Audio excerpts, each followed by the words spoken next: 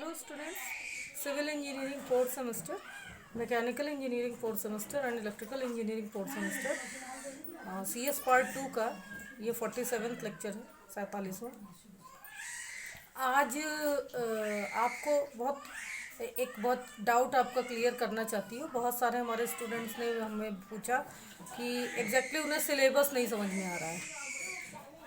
जब सिलेबस नहीं समझ में आ रहा है तो आपका जो पूरा का पूरा फ्रेम है प्रिपरेशन का, वो कहीं ना कहीं डिस्टर्ब हो रहा है। तो आज आप पहले अपना फ्रेम वर्क समझिए कि आपको किस ढांचे में रह के अपनी प्रिपरेशन CS पार्ट 2 की करनी है। ठीक है, तो आज अब जैसे 23 जनवरी को हमने आपको लिखवा दिया था। अब उसमें उठ भी कि कुछ लोग एब्सेंट रहे होंगे, कुछ लोग नहीं आ रहे होंगे, कुछ रिजल्ट का वेट कर रहे थे। तो जिन लोगों ने अपना सिलेबस नहीं नोट किया था वो आज फुली फाइनल अपना सिलेबस नोट कर ले। मैं बार बार नहीं रिपीट करूँगी। तो CS2 का आपका जो सिलेबस है वो 3 हिस्से में बटा है। 3 सेक्शन है आपके सिलेबस के। पहला सेक्शन है फंक्शनल ग्रामर का। वो फंक्शनल ग्रामर आपकी 14 नंबर की है, 14 मार्क्स की। 14 मार्क्स का फर्स्ट सेक्शन है, यानी सेक्शन ए जो आपका क्वेश्चन पेपर का होगा वो 14 मार्क्स का होगा। उसका पहला क्वेश्चन होगा उसका पहला क्वेश्चन प्रीपोजिशन होगा। दूसरा क्वेश्चन उसका होगा फ्रेमिंग क्वेश्चंस, क्वेश्चन फ्रेम करना, जो कि 2 तरीके से रहेगा, टैगिंग द क्वेश्चन और अंडरलाइन किया रहेगा, उसके अकॉर्डिंग आपको क्वेश्चन बनाना है, जो कि आपको पढ़ाया गया है। प्रीपोजिशन बहुत बार पढ़ाया हमने, मतलब रिवाइज भी करवा दिए हैं और फिर करवा देंगे। तो प्रीपोजिशन फर्स्ट क्वेश्चन होगा आपका, सेक्शन ए का फर्स्ट क्वेश्चन प्रीपोजिशन। दूसरा आपका होगा फ्रेमिंग क्वेश्चन। क्वेश्चन आपको फ्रेम करना है, इसके 2 पार्ट होंगे, ए एंड बी। ए में रहेगा आपका टैगिंग क्वेश्चन और बी में आपका रहेगा अंडरलाइन के अकॉर्डिंग आपको क्वेश्चन फ्रेम करना है। ये आपने खूब पढ़ा है, खूब प्रैक्टिस की है। तीसरा उसमें रहेगा, सेक्शन ए का तीसरा क्वेश्चन होगा कॉन्जंक्शन पे बेस्ड होगा।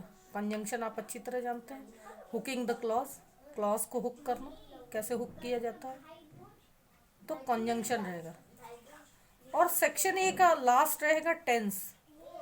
किसी टेंस में दिया रहेगा और उसे दूसरे टेंस में आपको बदलना रहेगा। उसमें कौन कौन से टेंस आएंगे ये मैंने लेक्चर के दौरान आपको बता दिया था। सेक्शन बी, सेक्शन बी में आपकी रीडिंग एंड अंडरस्टैंडिंग स्किल समझने के लिए कि आप किसी चीज़ को कितना पढ़ते हैं, आपकी वोकैबुलरी कैसी है, आप क्रिएट कितना कर सकते हैं और आपकी समझ कैसी है, इसको समझने के लिए एक तो कॉम्प्रीहेंशन आता है।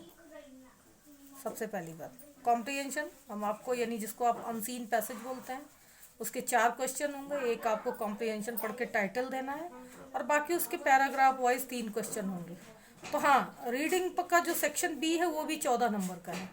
14 नंबर की फंक्शनल ग्रामर, यानी सेक्शन ए 14 नंबर का था, सेक्शन बी फिर 14 नंबर का है।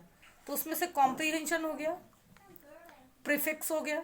प्रीफिक्स जो किसी रूट वर्ड के पहले जोड़ते हैं तो वो प्रीफिक्स हो जाता है। सफिक्स रूट वर्ड के बाद जो जोड़ते हैं। सिनोनिम आता है, एंटोनिम आता है, यानी जिसको आप क्या कहते हैं, उसको अनुलोम विलोम, सॉरी अनुलोम विलोम नहीं, विलोम एंड पर्यायवाची। हाँ, अनुलोम विलोम रामदेव का जादू सर चढ़ के बोल रहा है तो अनुलोम विलोम करिए। पर्यायवाची और विलोम, synonym and antonym. One word substitution, आप पढ़े ही हैं one word substitution. One who is hopeful, क्या कहेंगे उसको, जो उम्मीद रखता है बहुत ज़्यादा, क्या कहते हैं बताइए आप लोग। ये वन वर्ड सब्स्टिट्यूशन एक बार रिवाइज करके देखिएगा, सब लिखवा दिया गया है आपको। सेक्शन सी, सेक्शन सी आपका 22 मार्क्स का है, 22 नंबर का। तो 14 नंबर सेक्शन ए, 14 नंबर का सेक्शन बी और सेक्शन सी आपका 22 नंबर का, मिला के आपके 50 होते हैं, 50 होते हैं। तो सेक्शन सी में पूरा करेस्पॉन्डेंस है और 22 नंबर का सिर्फ करेस्पॉन्डेंस अकेले है। तो करेस्पॉन्डेंस के कितने कितने इसमें तरीके हैं देखिए, बिजनेस लेटर है, फ्लोटिंग लेटर्स है, नोटिस है, ऑफिशियल लेटर है, मेमो राइटिंग है, circular writing, minutes of meeting, जिसे आप मिनट एंड एजेंडा राइटिंग के नाम से खूब लिखे हैं। ये इतना मिला के आपका 22 नंबर का है।